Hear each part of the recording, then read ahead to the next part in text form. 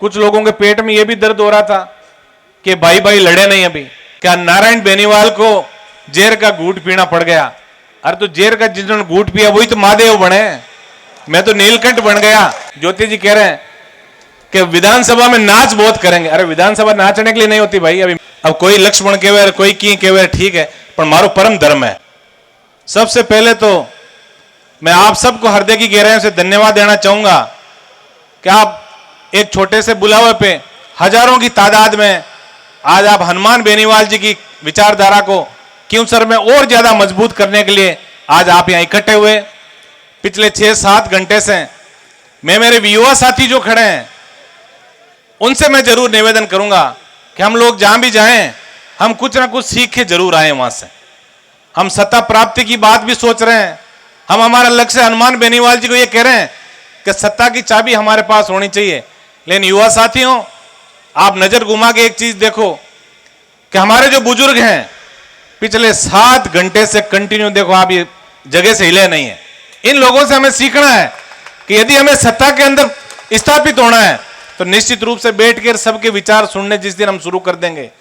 मुझे पता नहीं था, आज लूणकरण सर से जो विधायक के प्रबल दावेदार थे प्रभु दयाल जी, इनका भाषण सुना तो मैं भी बड़ा इनके भाषण से इन्फ्लुएंस हुआ। अच्छे वक्ता हैं, बहुत अच्छी अच्छी बातें करने के लिए आज बहुत सारे वक्ता थे, लेकिन समय की पाबंदी है और कई वक्ता जो अपने विचार व्यक्त करने से रह गए। मैं आप सबका जो यहाँ मंच पे विराजे हैं पूरे राष्ट्रीय लोकतांत्रिक पार्टी क्योंसर इकाई की तरफ से आप सबका हृदय की गहराइयों से धन्यवाद ज्ञापित करता हूं। मैं युवा साथियों, आप लोग निश्चित रूप से यदि बुजुर्गों का आशीर्वाद लेके और सही दिशा के अंदर यदि अनुशासनात्मक तरीके से यदि हम आगे बढ़ेंगे तो निश्चित रूप से एक किसान के बेटे हनुमान बेनीवाल जी ने जो सपना राजस्थान की राजनीति के अंदर किसान कौम के स्वाभिमान का झंडा बुलंद करने का जो सपना देखा है, उस सपने के अंदर हम जरूर एक दिन कामयाब होंगे। आने वाला जो 13 तारीख का समय जो है, अब बहुत लंबा समय नहीं बचा हमारे पास। आज हमने नामांकन की बहुत विशाल रैली का आयोजन किया। सबकी बड़ी इच्छा थी कि बड़ा कार्यक्रम हो और उस इच्छा से 21 कार्यक्रम आप लोगों ने किया। बड़ी भारी संख्या में आप लोग यहाँ पधारे कनिका जी को आशीर्वाद देने के लिए। मैं तो इतना ही निवेदन कर रहा हूं। कुछ मीडिया के बंधु कल भी बातें कर रहे थे, आज अभी मैं बैठा था तब क्योंसर में जब भारतीय जनता पार्टी की नामांकन रैली में कुछ लोगों के पेट में यह भी दर्द हो रहा था कि भाई भाई लड़े नहीं अभी, ये भी पेट में दर्द हो रहा था उनके। कोई कह रहे थे, ज्योति जी का भी भाषण में सुन रहा था, क्या नारायण बेनीवाल को जेर का घूट पीना पड़ गया? अरे तो जेर का जिन्होंने घूट पिया वही तो महादेव बने, मैं तो नीलकंठ बन गया। मैं हमेशा एक बात कहता हूं कि मैं बड़ा सौभाग्यशाली व्यक्ति हूं और मैं ही नहीं, आप सब सौभाग्यशाली व्यक्ति हैं कि हमें ऐसे कप्तान का सिपाही बनने का मौका मिला जिसने काजल की कोठरी में रह के और काला दाग अपनी जिंदगी में नहीं लगने दिया। मैं हनुमान बेनीवाल का वो सिपाही हूं। मैं यदि हनुमान बेनीवाल भी मेरी तरह कभी सोच लेते, फिर मीडिया के बंधु मुझे पूछ रहे थे बार बार कुरेद रहे थे वो कि इस बार आपको उम्मीदवार नहीं उतारा, कनिका जी को उतार दिया। मैं कह रहा हूं क्योंसर में न कभी नारायण बेनीवाल ने चुनाव लड़ा, ना कभी कनिका बेनीवाल चुनाव लड़ेगी। यहां तो सिर्फ और सिर्फ हनुमान बेनीवाल की विचारधारा चुनाव लड़ेगी। और युवा साथियों, बुजुर्गों का बड़ा आशीर्वाद है।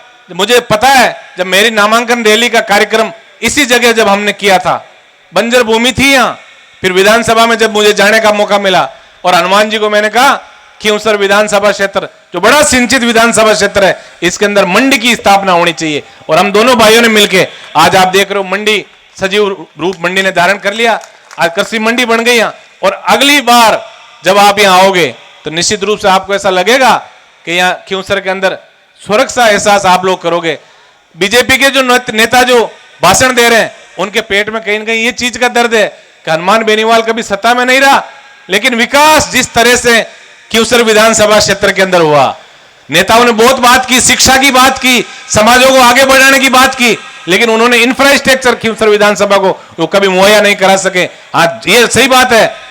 अभी एक पूर्व मंत्री जी भी भाषण दे रहे थे, अभी वर्तमान मंत्री जी भी भाषण दे रहे थे, कह रहे हनुमान बेनीवाल जी और उनके भाई ने क्योंसर के अंदर विकास नहीं किया। बिल्कुल सही बात है, क्योंकि जैसी दृष्टि होती है वैसी सृष्टि नजर आती है उसको।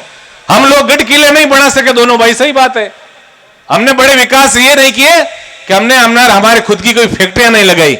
हमने आज, हमें अच्छी तरह याद है 2008 के चुनाव के बाद आज ये जो माइंस इलाके का जो माइंसों का जो इलाका है, आज हजारों की तादाद में हमारे युवा साथी छोटे भाई जब है वो 10-10 हजार के जूते और 10-10 हजार की जींस पहन के और फॉर्च्यूनर गाड़ी के अंदर जब नागौर मिल जाते हैं तो हमारा सीना फक्र से चौड़ा हो जाता है।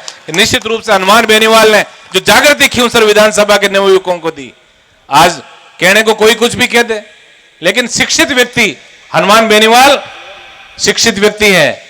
राजस्थान विश्वविद्यालय की राजनीति करके और बहुत तीखी धार वाला व्यक्ति है जिसने सरकारों को झुकाने का काम किया। और निश्चित रूप से यदि आप किसी शिक्षित व्यक्ति को भेजोगे, मैं बातें बहुत सुन रहा था, भारतीय जनता पार्टी के हमारे उम्मीदवार है, वो भी कभी हमारी क्लास में बैठा करते थे, हनुमान जी मोने शिक्षा देते थे और हम सब एक ही क्लास में बैठे रहते थे।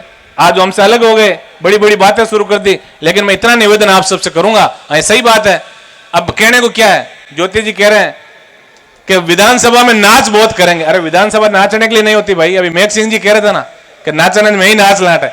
विधानसभा जहां देश प्रदेश की रीति नीति बनती है, अंग्रेजी में लंबे लंबे गजट नोटिफिकेशन आते हैं। एक बार मैं शिक्षा का बहुत बड़ा महत्व है राजनीति के अंदर, और राजनीति नहीं सृष्टि के अंदर भी शिक्षा का बहुत बड़ा महत्व है। एक बार कई फौजी साहब थे और उनके बुजुर्ग दादी जी घर पे बैठे थे और हमारे जो बीजेपी के जो कैंडिडेट थे, जो सीख तो हनुमान जी से गए, पढ़े लिखे नहीं, कभी कभी हिंदी बोलने का प्रयास भी करते हो, वैसे ही बयान का कोई पावना जगह घर गया परा आगे दादी जी माचा मात बैठा और अनु पावना वाणो और अनु एक कागज आनो डाकिया को तो के पावना पढ़ो एक महीने कहीं लिखूड़ो क्यों धोड़ा फट गम जोड़ नाकूड़ो जन सोचियो पावना पढ़िया लिखा उला जो ये लेटर खोलियो और बिना दे के हम और रोवे आंखें हम आंसू पड़न डूगा। अब पावना रोया तो दादी जी ले हगड़ा परिवार वाले ला रोंग डूगा कि कहीं अनोनी घटना हुई। इतना कोई माठ साहब आया पढ़िया लिखा क्यों माठ साहब थे पढ़ो ने पावना तो बोली जाए कोने मैं पढ़ क्यों थांगे पोतो यो खुशी की बात है रो क्यों भाई तो क्यों पावना थे क्या मत रोया क्यों रहे मैं तो मारा घराना का कर्मा ने रोयो मैंने पढ़ाया कोने तो आपन एड़ो काम कौन करना है। कनिका जी उस शिक्षित है और उस शिक्षित व्यक्ति यदि कहीं बड़े पद पे पहुंचेगा तो निश्चित रूप से कहीं ना कहीं इलाके का बहुत बड़ा विकास होगा। हमने जो खींवसर विधानसभा में जो विकास का सपना देखा है ये हमारा ताडाशाला हमा बेटा है। हालांकि मैं हनुमान जी के लारलार हमेशा विश्वविद्यालय की राजनीति लेर खूब चालियो। अब कोई लक्ष्मण केवे कोई की केवे ठीक है पर मारो परम धर्म है।